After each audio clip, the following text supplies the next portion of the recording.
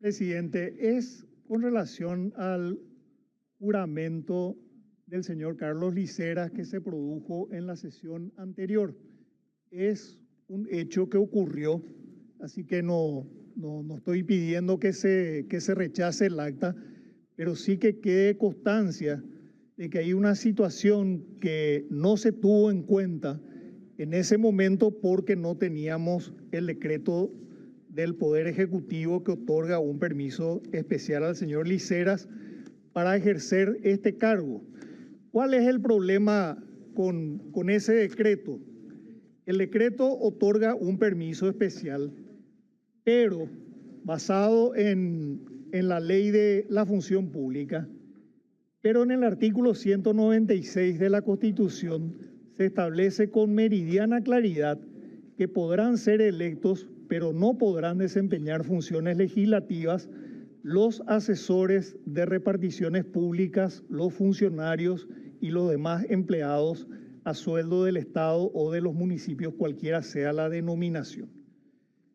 En estas condiciones, el señor Carlos Liceras fue electo de una manera correcta, de una manera constitucional, como senador suplente, pero al momento del juramento, esta Cámara ha procedido a recibir ese juramento de una manera irregular porque contradice el artículo 196.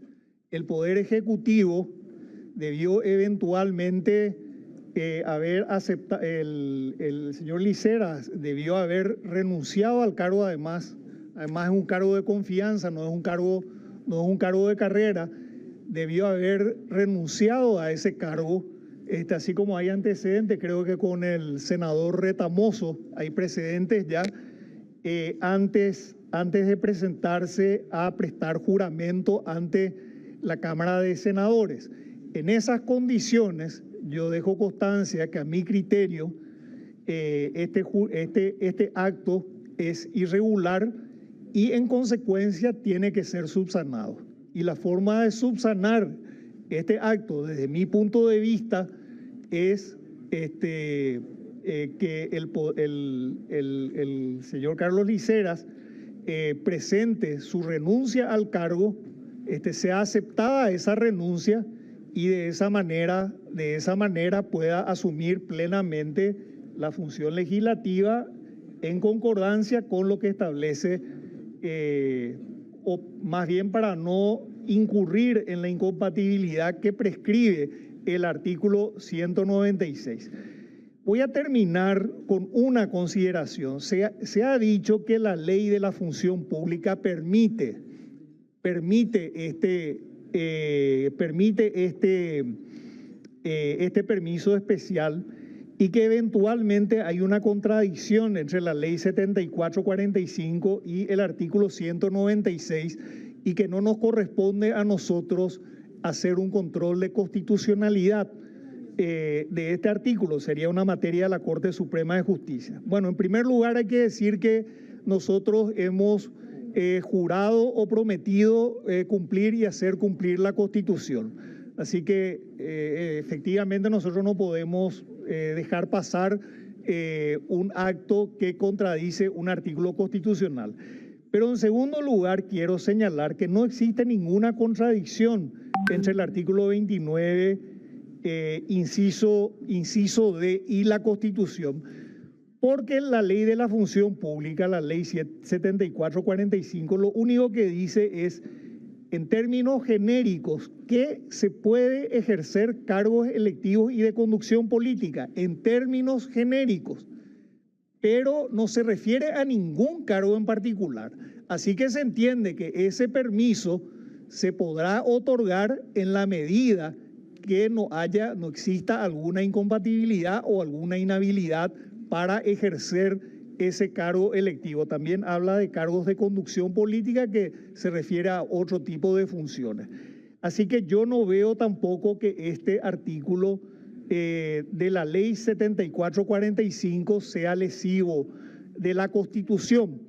No es ese el debate en este momento. Así que, presidente, quiero que quede constancia de eso y solicito por vía de la presidencia se tomen las medidas conducentes para subsanar estos errores que, repito, no son responsabilidad de esta Cámara porque esta Cámara no tenía el decreto por el cual se otorga este permiso oficial, este permiso especial. Tampoco yo por lo menos no tenía conocimiento que el colega Carlos Liceras estaba ocupando una función pública. Creo que la mayoría de nosotros tampoco teníamos conocimiento de eso, así que es algo